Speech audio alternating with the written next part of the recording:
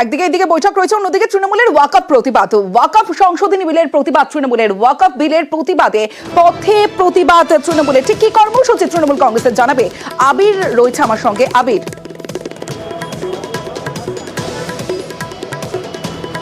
দেখো, ওয়াকআপ ইস্যুতে তৃণমূল কংগ্রেস তাদের অবস্থান কি কিছুটা হলেও স্পষ্ট করেছে। এবং তুমি জানো যে জেপিসির বৈঠকে কল্যাণ বন্দ্যোপাধ্যায়কে নিয়ে যে চর্চা হয়েছে, তিনি যে অবস্থাগুলোর কথা তুলে ধরেছেন, পরবর্তী সময়ে ওই সংসদীয় প্রতিনিধি দলে থাকা বাকি সদস্যরা তারাও যেভাবে গিয়ে স্পিকারের কাছে বক্তব্য রেখেছেন, কেন তারা ওয়াকআপ বিলের বিরোধিতা করার কথা বলছেন তা স্পষ্ট। রাজনৈতিক এবং প্রশাসনিক দুই তরফে অর্থাৎ জোড়া আক্রমণের পথে তৃণমূল কংগ্রেস হাঁটতে চলেছে। এক, আগামী 30 তারিখে তৃণমূল কংগ্রেসের তরফ থেকে রানী রাসমণি রোডে একটি সমাবেশ করা হতে চলেছে, যেখানে কল্যাণ বন্দ্যোপাধ্যায়, ফিরহাদ হাকিম তারা হাজির থাকবেন।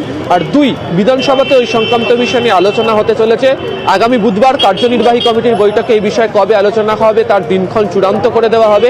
কেন তারা এই বিলের বিরোধিতা করছেন, এর বিরোধিতা করতে গিয়ে কোন ইস্যুকে তারা সামনে রাখবেন, সেই সংক্রান্ত আলোচনাতেও বিধানসভাতে তারা তুলে ধরবেন। ফলে সব মিলিয়ে ওয়াকআপের বিলের যে বিরোধিতাতে তৃণমূল কংগ্রেস রাজনৈতিক অস্ত্র হাতিয়ার করতে চলেছে এবং তাতে বিধানসভার ভেতরে যে আলোচনা পর্ব সেটাকেও তারা কাজে লাগাতে চায়। তমশ্রী, বেশ আবির।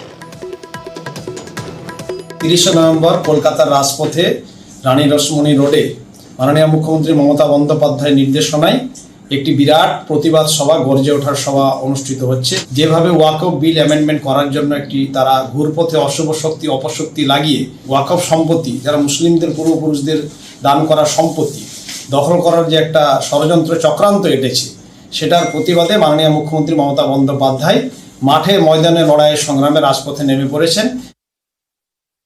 বাবা সাহেব আম্বেদকর যে সংবিধান রচনা করেছিলেন তার মধ্যে ওয়াকফ কোথায় ছিল?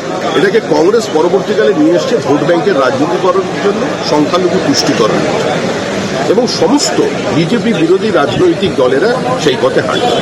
আমরা যারা পশ্চিমবঙ্গের অধিবাসী আমরা জানি যে একটা সময় ছিল যখন কংগ্রেস, তৃণমূল, বিজেপি একই স্লোগান দিত যে ওয়াকফ লুটের সরকার আর নেই দরকার, সেটা ছিল বামেদের বিরুদ্ধে।